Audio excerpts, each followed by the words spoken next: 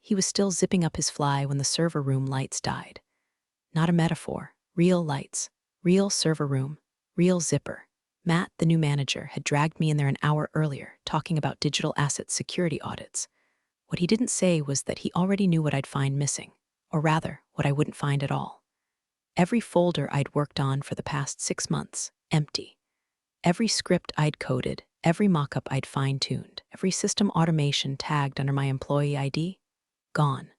Matt, with his smug Patagonia vest and startup smirk, leaned against the rack like he was posing for VC's LinkedIn banner. Strange, he said. Must be a sync error. A sync error doesn't scrub metadata. A sync error doesn't replace my version with his, timestamped at 2:43 a.m. on a Sunday, when the office was locked and his keycard had been accidentally deactivated for maintenance. I checked. I didn't say any of that. I just stared at him, watching the corners of his lips twitch like he wanted to laugh. Like this was a test to see how far I'd bend before I snapped. He should have known I don't snap, I reconstruct. So what now, I asked, calm, measured. He tilted his head, fake concerned. Well, unless you can produce original copies, I'm afraid legal will have to assign authorship to the latest saved versions. Beat, which are all under my name, apparently. That's when I felt it, that click, that spine-deep cold that says they've planned this. What he didn't know, and wouldn't find out until much, much later, is that the version control system we use has gaps. Gaps that I mapped 2 years ago after my old boss tried a similar stunt. I never said a word. I just started running hourly backups. Offsite, encrypted, pay-per-use cloud archive under a pseudonym tied to a Shell LLC in Vermont, even registered it from a gas station Wi-Fi. Let's be clear, I built the architecture they now pretend to own. I bled for those builds, cried once, alone in the stairwell at 3 a.m. when I couldn't get the migration to pass QA. I gave them solutions that saved $1.3 million in client churn and earned Matt a standing ovation from the board for my work. But this wasn't about credit anymore. This was about erasure. He didn't just want the work. He wanted me wiped from the ledger, gone like dust on a wiped whiteboard. As I left the server room, he called after me, "Don't take it personally." I paused. "No," I said without turning. "I'll take it strategically." He laughed like I was joking. But that's the thing with people like Matt. They never see it coming when the punchline's them. The day after the server room incident, HR emailed me a revised org chart. My name was no longer listed under Infrastructure Systems Lead. It had been replaced with Matt Thompson, Acting Director, Digital Architecture. Acting Director, my ass. That role didn't exist until he carved it out of my job and stapled a new title over the corpse. The real cherry? A calendar invite for a collaborative debrief about Q3's wins and upcoming projects, with Matt listed as the primary presenter. I didn't decline the invite. I didn't storm into anyone's office. I showed up, and I brought popcorn, figuratively. He strutted in 10 minutes late, clicked open a slide deck I'd built down to the animations, and started blabbering about revolutionizing pipeline stability. Same bullet points I'd pitched back in April, except now they were dressed in his buzzwords and padded with AI nonsense. He even mispronounced Kubernetes. People nodded like he was Moses parting the DevOps sea. That's when I felt the tension in my gut give way to something cleaner, colder. I wasn't just mad anymore. I was watching and recording. Because 2 nights earlier, when I'd sat in my apartment floor surrounded by empty takeout containers and 2 monitors glowing like altars, I didn't just check my private backup server. I spun up a digital duplicate of the company's cloud structure. Mirrored folder names, identical file paths. Timestamps frozen. Looked like his version until you clicked. Then came mine. The originals untouched, annotated with Git logs pointing directly to my commits. I could prove authorship down to the keystroke, but I wasn't ready to strike, not yet. He needed to feel safe first. Let him gloat. Let him leak confidence like a slow tire on a gravel road. And oh, he did. He started leaving doors open, figuratively and literally. I found a USB stick jammed into the shared kitchen Mac, syncing files to his Dropbox. Left unattended, like no one could possibly betray him. Arrogance like that doesn't just blind you, it neuters your instincts. Then came Friday. Our VP of Engineering, Claudia, pulled me aside. "You're not on the roadmap call for the client renewal," she said. I played dumb. "Oh," she hesitated. "Matt says you've stepped back to focus on documentation. He didn't want to overburden you. Overburden, like I'm some frail antique. I smiled. That was thoughtful of him. She frowned. It didn't sound like your idea. I tilted my head. It wasn't. We both paused. Something passed between us. Unspoken, tense. She didn't say help me prove it, and I didn't say I already have. But I could feel the tide shift. Claudia's smart. She's seen this pattern before, and like Matt count on women like me, folding under politeness and plausible deniability. They forget we don't need their permission to sharpen knives. I walked out of that conversation with a plan, and Claudia's unspoken blessing. He was about to present our entire client migration strategy next week. The same strategy he claimed he built from scratch. Good. Let him. Because I'd already replaced 2 key API tokens in his deck with dead links. I knew exactly which slide would crash in front of the board. Live. But that was just the foreplay. The real show? It was loading on a private link, and only I held the key. Tuesday morning, 9:04 a.m. The boardroom blinds were half drawn, the air smelled like burnt Nespresso, and Matt strolled in like he just invented Ethernet.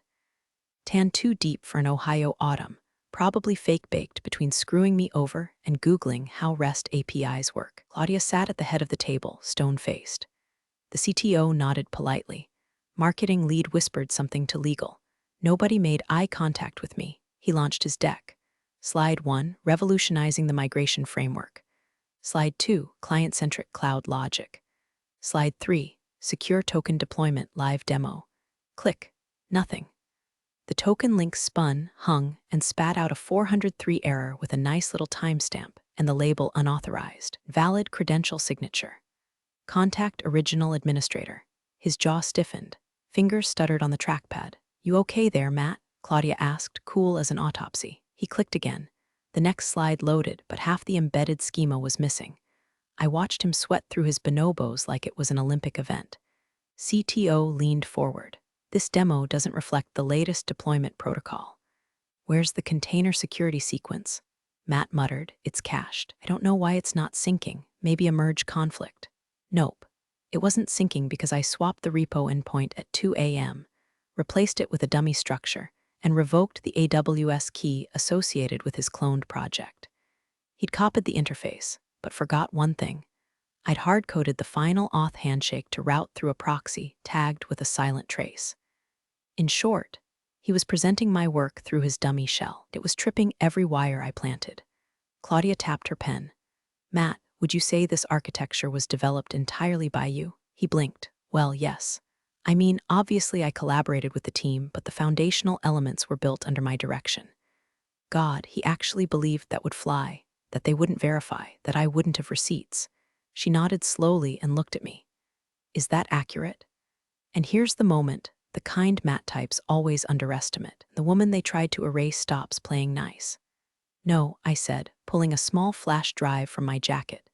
This contains the live development logs, commit history, and security tokens for every build phase from the past 9 months. All time-stamped, all attributed. You'll see the last legitimate structure ended under my admin tag. Everything afterward, including Matt's version, forked off a corrupted clone. No backups, no redundancy, no legal right to use. Silence. You could hear the air conditioner kick on. Or maybe that was just Matt's soul exiting through his sweat glands. I plugged the drive in, opened the logs, clicked play on a screen capture showing him accessing restricted directories at 2:43 a.m. using a spoofed shell ID. And right at the end, a frame-by-frame shot of the deletion script firing on every folder tagged under my user profile. Claudia didn't speak for 6 full seconds. Then she said, "Can we pause the meeting? Legal, stay. Everyone else, give us the room." Matt started to object. "This is absurd." No, she cut in, eyes sharp. "What's absurd is thinking you could bury someone this capable and leave no trace. You underestimated the wrong engineer." And then, as people stood up to file out, she leaned across the table and said, with just enough volume for us to hear, "You just presented stolen IP to the board." Matt's hands were shaking. I sat there, quiet, because the next move was mine. That afternoon, he tried damage control. Slack pings, let's talk, calendar invites, clarify misunderstanding. Even a bouquet of sunflowers sent to my desk with a card that said to New Beginnings M. I left them in the hallway by the janitor's closet. Let the mold have them. At 5:17 p.m., my phone buzzed. A blocked number, I answered. His voice, low and breathless. "You don't have to do this." I said nothing. "I get it. I went too far," he kept going. "But do you really want to blow this up? You're smart, you're respected. We could say it was a miscommunication, joint authorship, shared credit. Hell, I'll even backdate the revisions." I finally spoke. "You want mercy, Matt?" Silence. "I don't do mercy, I do backups." Click. I hung up. By 6:30 p.m., legal had already emailed me a formal request to hand over the server backup files. They wanted to verify IP ownership, chain of custody, and whether the API keys I presented could legally be used to invalidate Matt's version. I replied with a ZIP folder and a timestamped invoice from my cloud host, listing every time I paid out of pocket to preserve what their infrastructure lost. I added, "Please note this was not a company-mandated backup.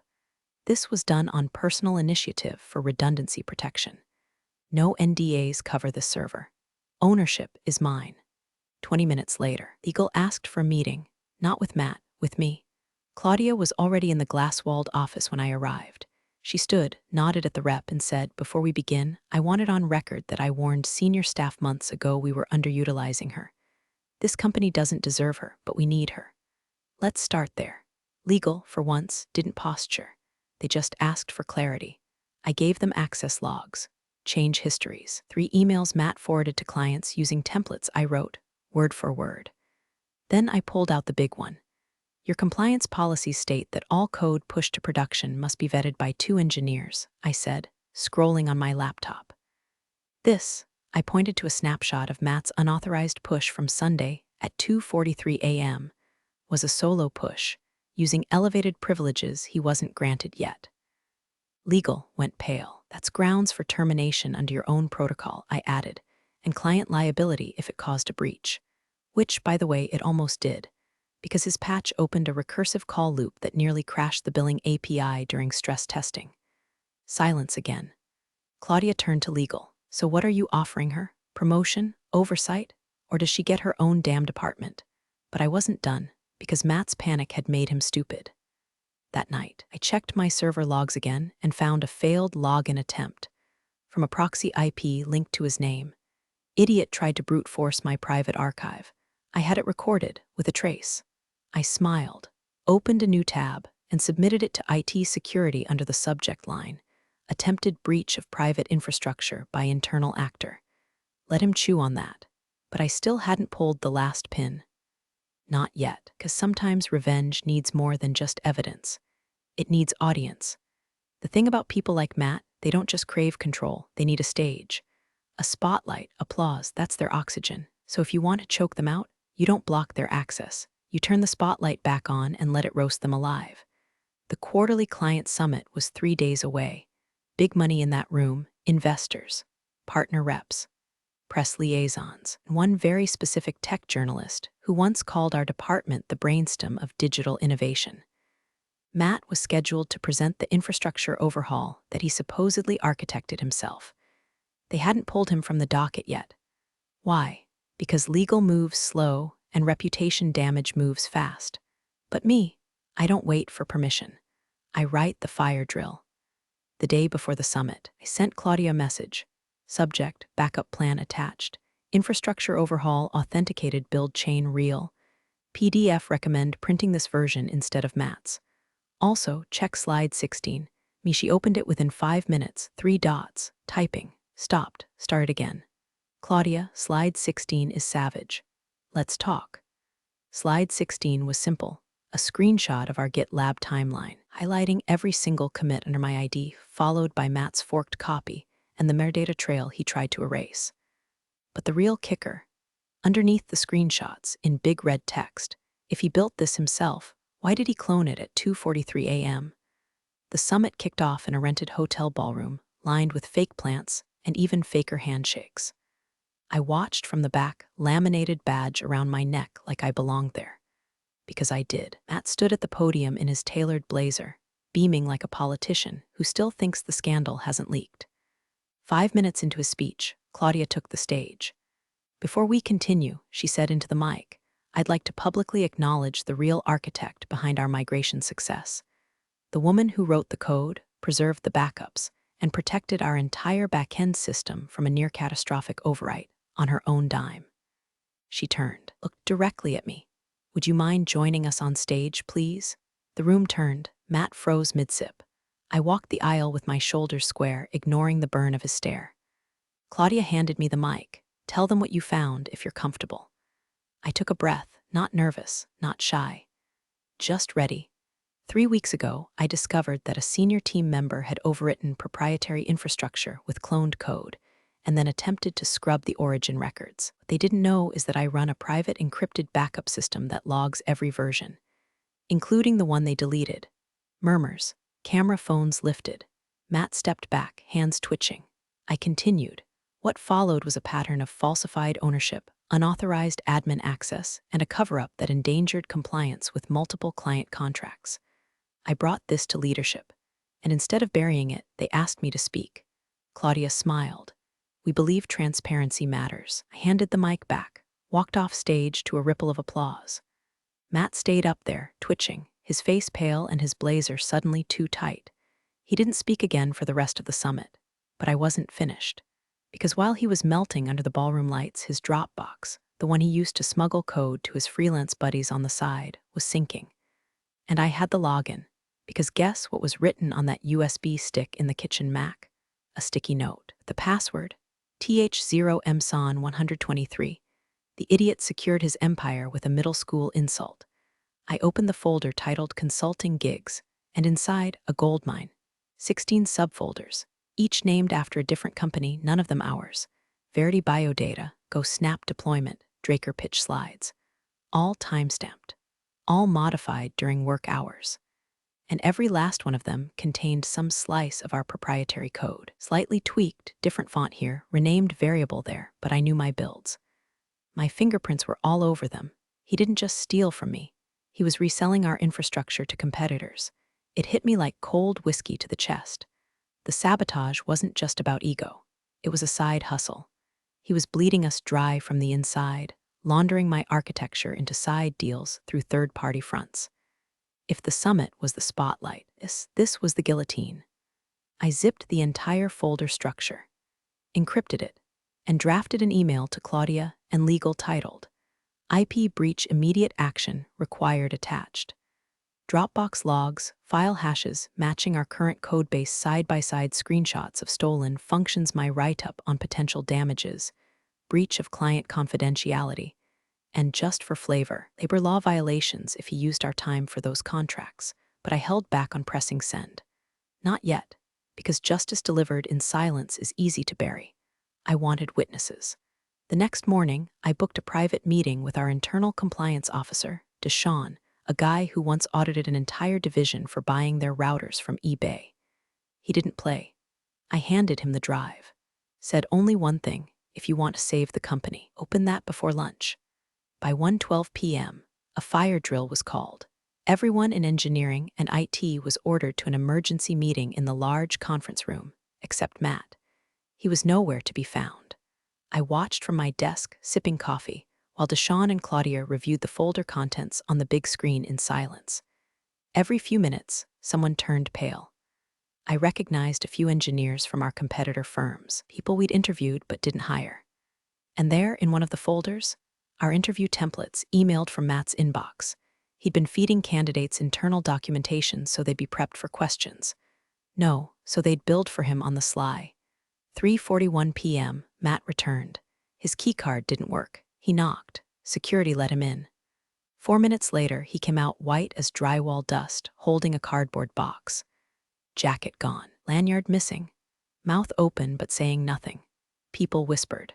Slack exploded, and I watched him walk out the front doors. No announcement, no statement, just to vanish. But the most delicious part, that summit speech, the one he practiced in the mirror for 2 weeks. The recording went live anyway.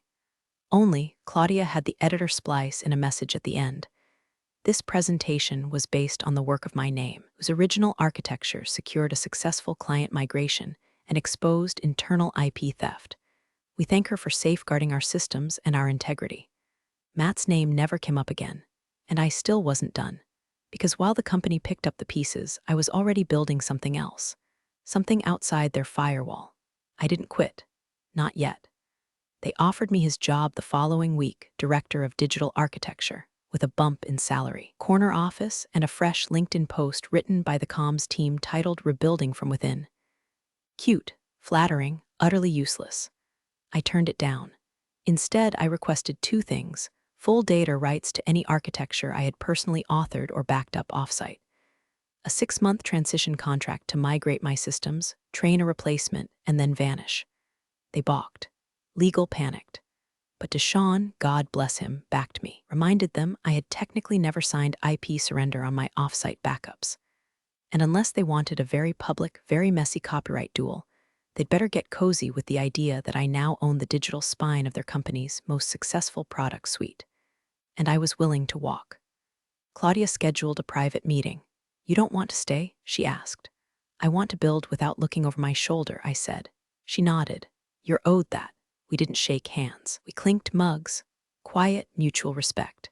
3 weeks later, I was sitting in my own apartment, 2 laptops humming, as my private infrastructure project launched into soft beta. Not a company, not yet. A modular platform for migration automation, built entirely from the bones of what they tried to erase. And guess what? That journalist from the summit, the one who watched the whole drama unfold, emailed me after with "You're a ghostwriter turned spotlight sniper." She wrote a feature, titled it "The Woman Who Backed Herself Up." It went viral in under 36 hours. Recruiters flooded my inbox. VCs sniffed around. Old colleagues sent me late-night "you were right" texts that smelled like regret and gin. Even a competitor, Draker, offered me a blank check and said, "Name your team." But I didn't want to join someone else's sandbox. I wanted to own the beach. And then the cherry, an email from Matt, sent from a new domain I didn't recognize, probably one of his side hustle remnants. "You win. They took everything. Hope it was worth it." I stared at it for a long moment. Then I typed back, "I didn't win, Matt. You just finally lost in public." No send. I deleted it, because people like him don't deserve closure. They deserve the echo of silence while the world moves on without them. And mine was just getting louder. 6 months later, I watched him reappear, on LinkedIn of all places, rebranded as a digital transformation consultant. Same smug smile, different buzzwords. Helping companies future-proof their tech stack. No mention of termination. No mention of the blacklisting that followed. Just the algorithmic optimism of someone who thinks the internet forgets. But it doesn't. Former intern tagged me in the comments. "Didn't this guy get caught stealing code last year?" I didn't reply. I didn't have to. Because by then, I wasn't in the comments, I was on stage. My platform, now dubbed Umbra Stack, had just inked its 3rd enterprise contract. The same clients Matt once tried to poach were now sending me NDAs with 6-figure onboarding fees. I gave a keynote at Tech Pulse. Wore black jeans, a blazer, no apologies. Screen behind me showed a phrase I'd etched into the footer of every Umbra Stack page. "If they try to delete you, make sure the backup's live louder." People laughed. They didn't know the origin. That was fine. The people who needed to remember already did. A recruiter from Draker asked afterward if I'd be interested in an acquisition. Said they'd triple my valuation. I smiled and handed them a branded flash drive. "It's not for sale, but it is available by subscription." Nodded, impressed. I walked away before they could speak again. Timing is everything, and Matt, the last I heard, he tried to launch a consulting gig in Phoenix. It fizzled in under 3 months. Someone leaked screenshots from his last employer's internal chat where they called his pitch deck recycled trash with stolen CSS. Poetic. Meanwhile, I kept my promise. I trained my replacement, exported my systems, and walked out of that old company on my own terms. No drama, no farewell cake. Just an empty desk and a legacy that couldn't be wiped. No one clapped when I left, but 3 days later, a junior engineer emailed me. Said she'd been watching, taking notes. Said, "You made me believe we're not disposable." I stared at that line for a long time. Then I poured a glass of wine, opened my dashboard, and watched the server logs roll in. Usage climbing, clients onboarding. Redemption, not as a moment, but as a sustained connection.